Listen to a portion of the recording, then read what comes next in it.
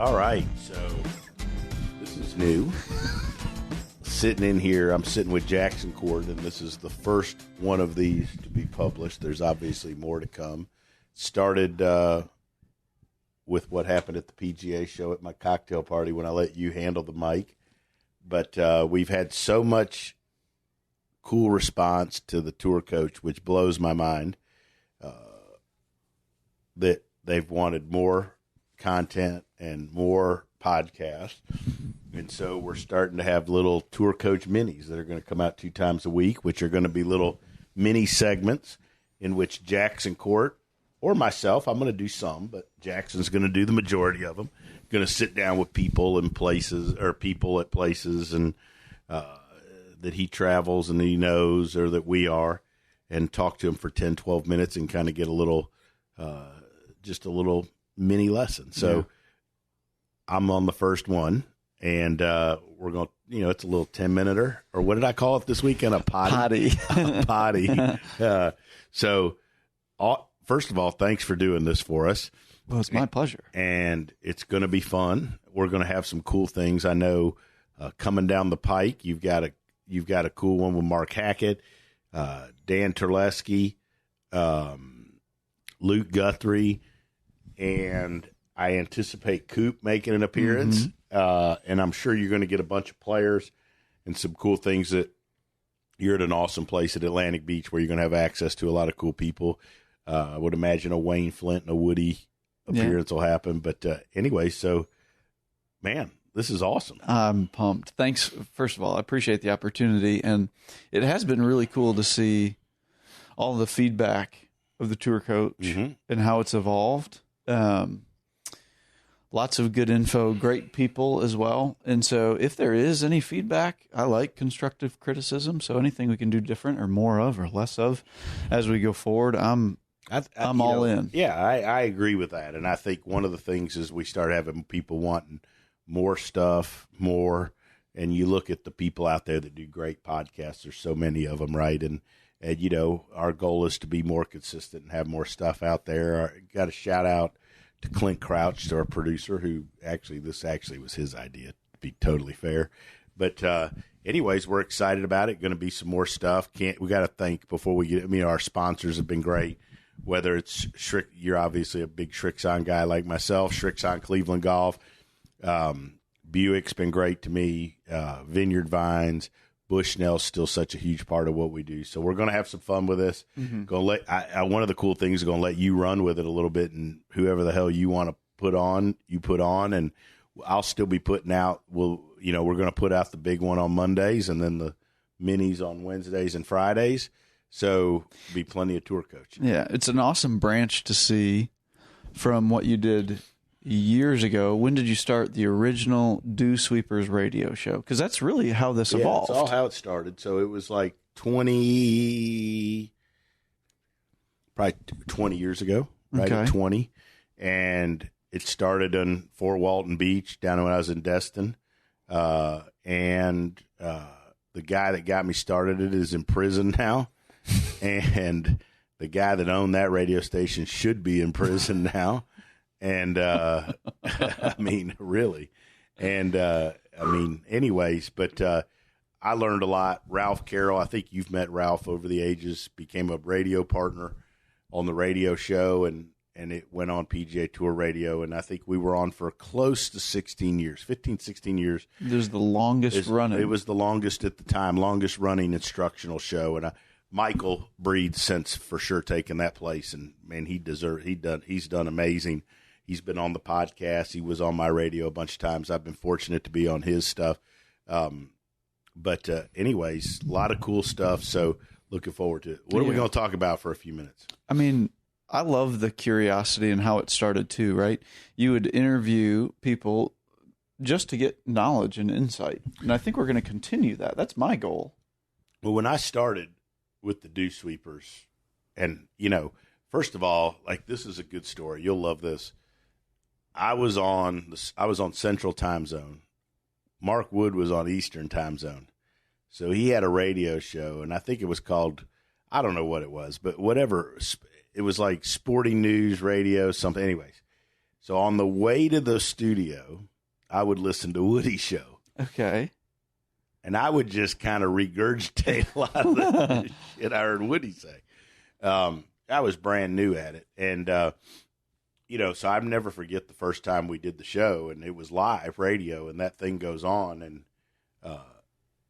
And like, you'd think talking for 12, 14 minutes straight by yourself doesn't seem that big, but it's really intimidating once you get in there to do it.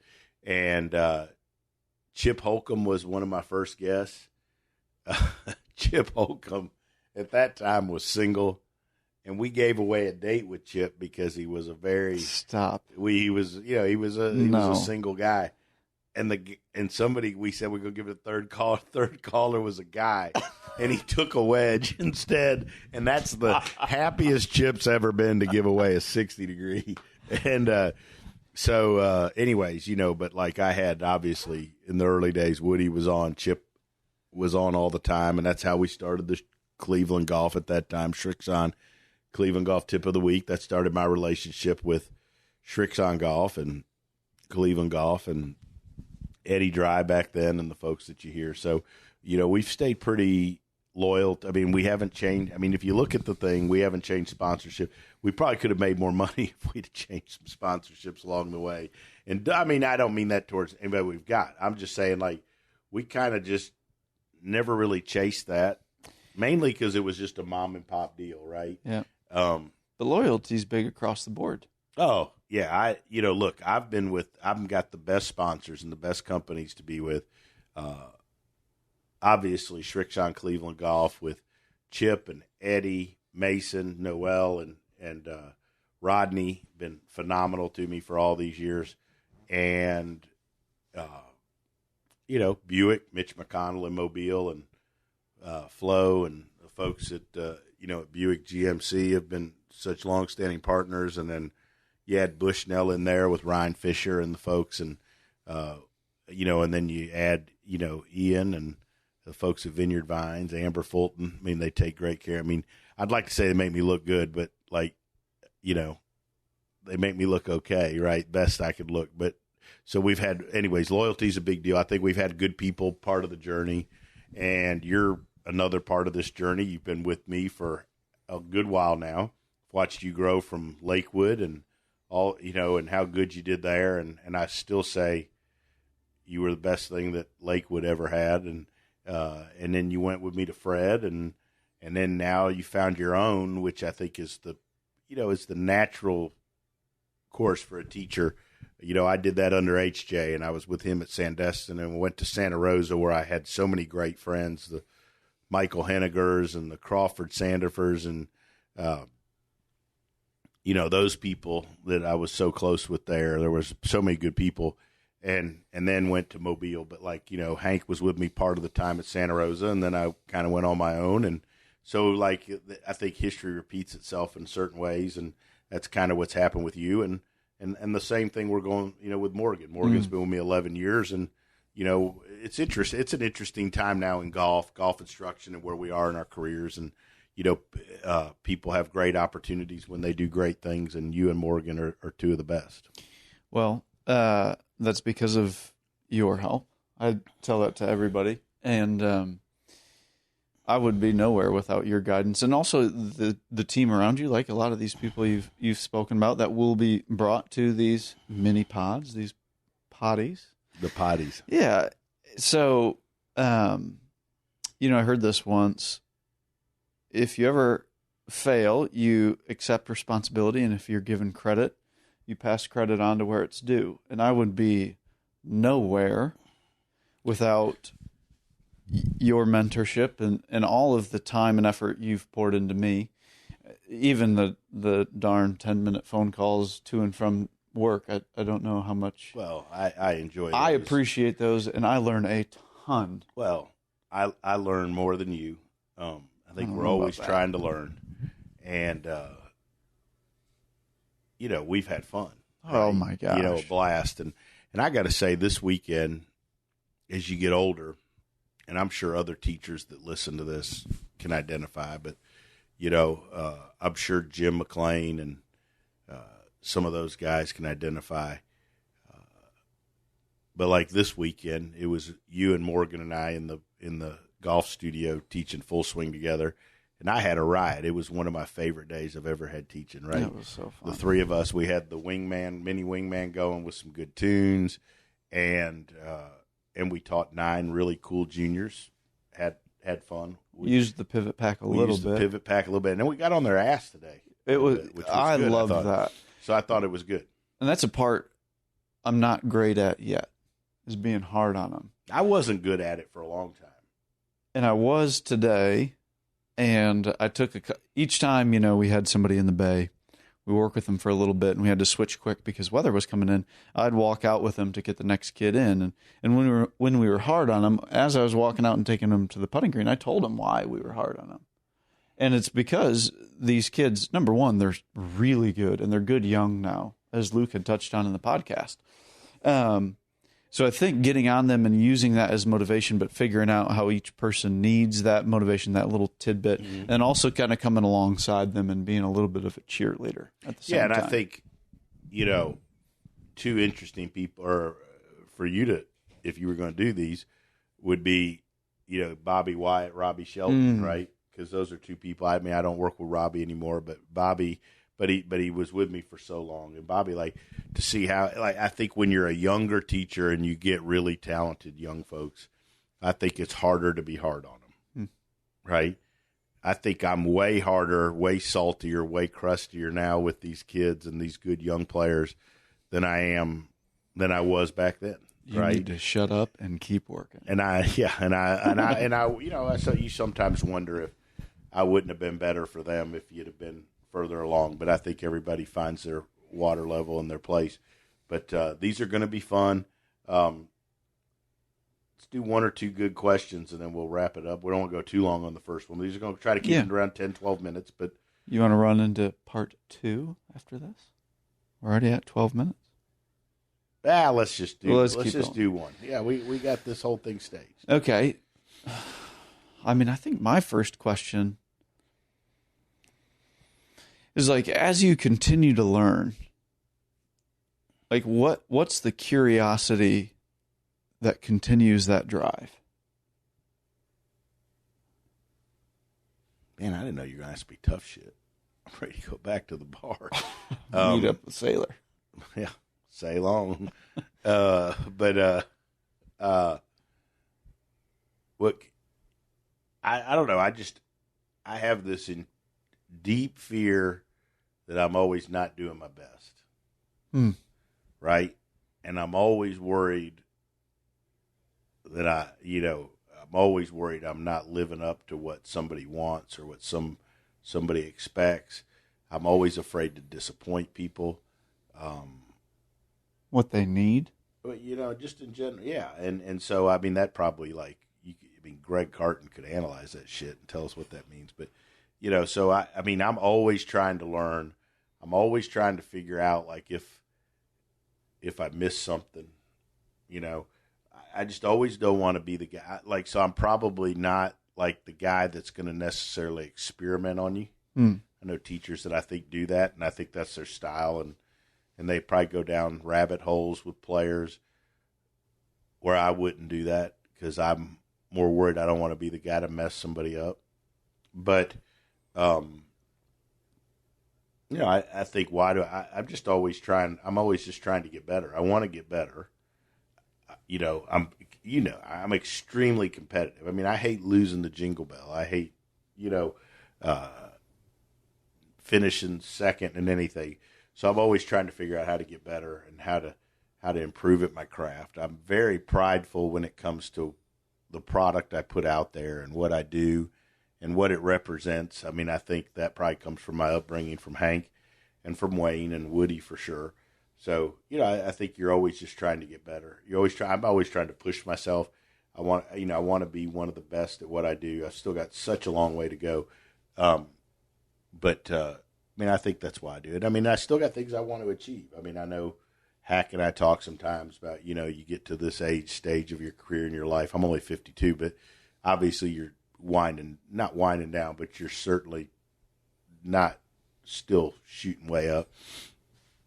But like, I still have a bunch of things I want to accomplish. I still want to see guys or girls win some things and, win majors or be, those types of things. And you still want,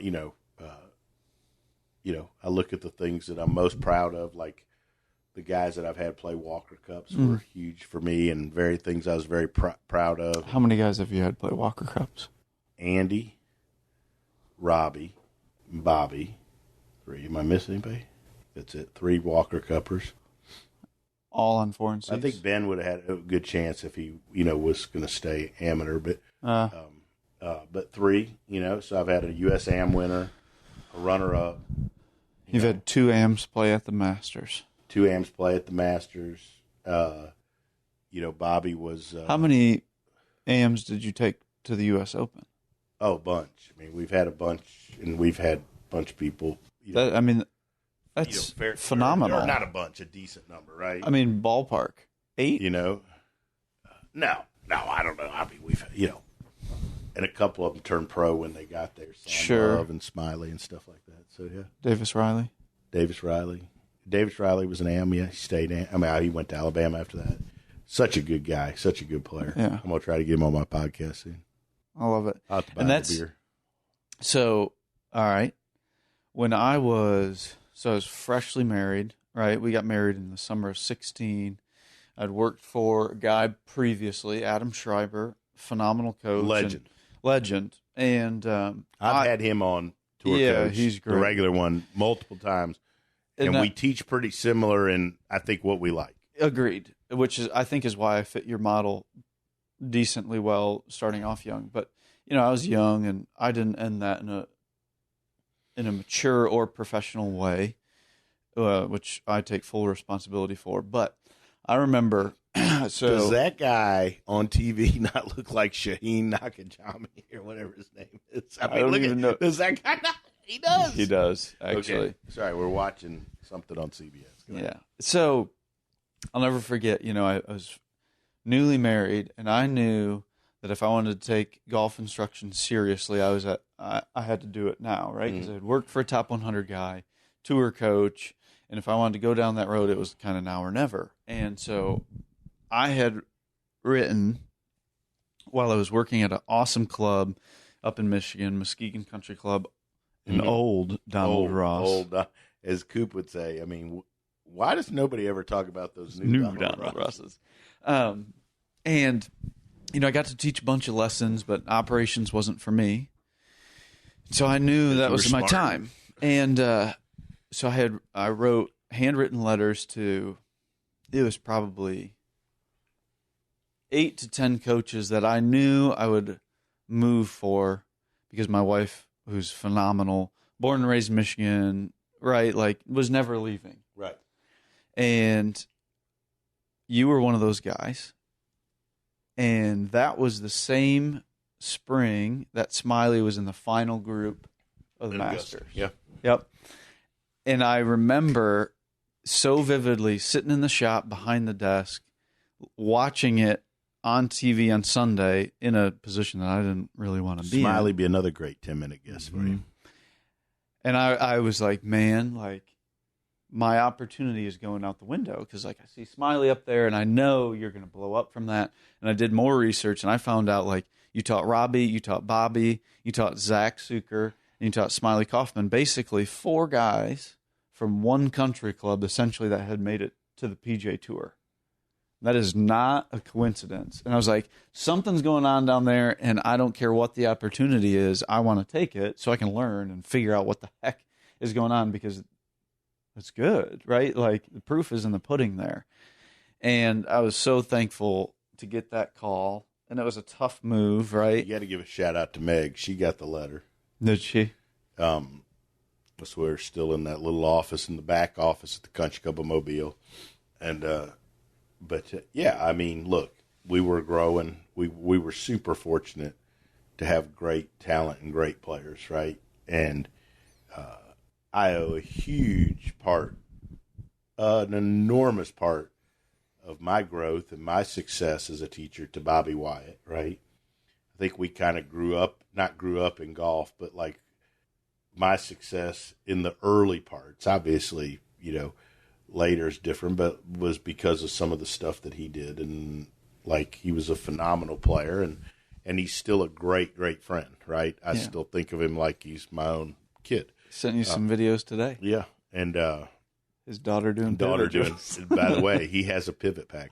And, but anyway, so I think, but like, I've been lucky, had a bunch of great, you going back to the radio show, I did the radio show, and I always looked at it as an opportunity to sit down with, at that time, it was we had 4 segments, but 3 segments were instructional, 3 guests that were way further advanced than me and that I could learn something from and I could build relationships with, right? And I look at the people I had the chance over the time to, obviously there was a huge period of time where Hank had his own segment on the Tee with Hank Johnson for whatever years.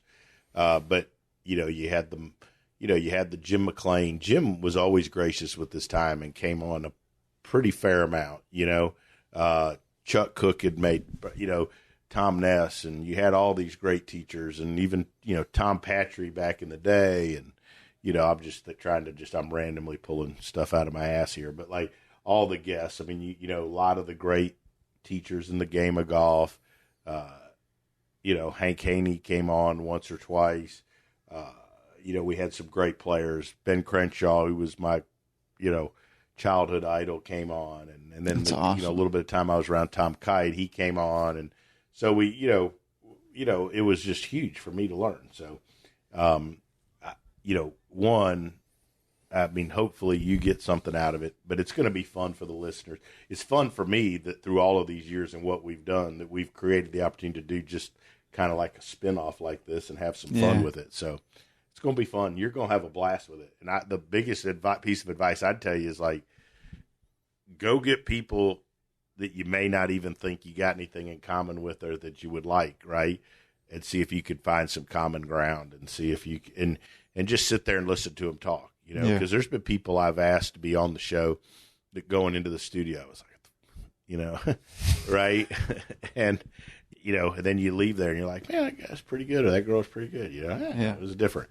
So I've always kind of taken that approach. You've been around, obviously I'm critical of things and I can be sarcastic, whatever, but I think I go into things with a fairly open mind, let people do their thing, and not everybody's got to agree on it. And, that's kind of always been my thing too, like with this teaching, and everybody gets into arguing and so forth. We don't all have to agree on things. And like sometimes there's things that people aren't right or wrong. They just have difference of opinions and different ways of doing things. And I think we need to get back to that in golf. Like, I get the science stuff, but we don't, if people are getting better and you're doing a good job, your shit's okay, right? Yeah. Doesn't matter how you measure it. I think, why measure when you can guess? Heard that. Jackson, good luck with this. We're going to have some fun. It's going to be a riot.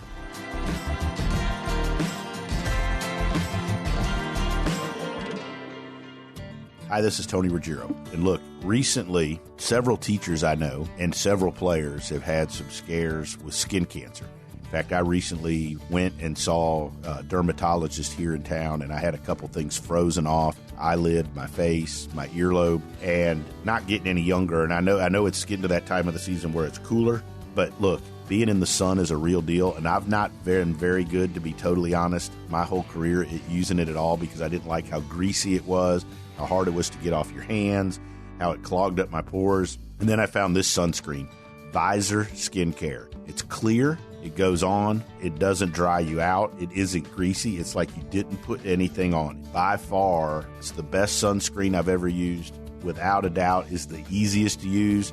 And we've got a discount code for all of you. All you have to do is go to visorskincare.com, is use our code word DewSweeper. visorskincare.com, code word DewSweeper. I just want to remind everybody something that I forgot. Recently, a couple weeks ago, my wife and I went out. We went to a wedding, and afterwards with some friends, we were like, hey, where's a great place to go? I'll be honest, like, in my travels and day-to-day, sometimes I get caught up and I forget some of the great places right around the corner. But I got to remind you about the Icebox Bar on 755 Monroe Street. I was blown away by just the whole vibe, the atmosphere, and with the Velvet Pig, the food in the back room, and the big screen TVs up front. We sat there and watched some playoff games. I was blown away by the atmosphere, the vibe, and just how cool it was to have the Icebox Bar right here near the Dew Sweepers downtown, near where I live. You're looking for a great place to go sit, watch some games, hang out, play some pool, you got to go to the Icebox Bar right there on Monroe Street. There's a good chance you'll see all of us hanging out. But do yourself a favor, go visit the Icebox. It's one of the best places out there.